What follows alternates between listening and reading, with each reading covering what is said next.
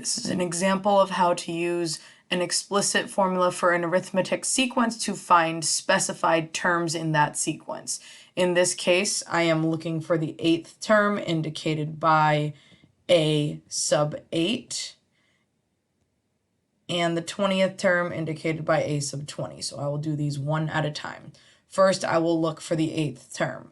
So to do that, I'm going to use the formula that was provided, which is an equals 7 plus n minus 1 times 7.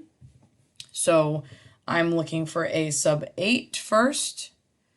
A8 equals 7 plus, in this case, my n value is 8 minus 1 times 7. So that gives me 7 plus 8 minus 1 is 7. And I'm going to multiply that by 7. When I do that, I get 49.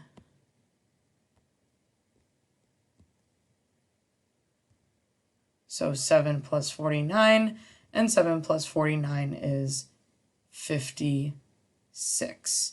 So my value for A8, the 8th value in my sequence, is 56. Now I can just go ahead and use this same template at this point to determine what's my value when I'm looking for the 20th term in the sequence. So I can remove the 8 and replace with what it will be. So I'm going to go ahead and put in 20 instead of 8. I know 20 minus 1 is 19. 19 times 7, this is where I can use a calculator. So I'm bringing up my calculator on my phone, just doing 19 times 7 to get this done quickly, and that's 133.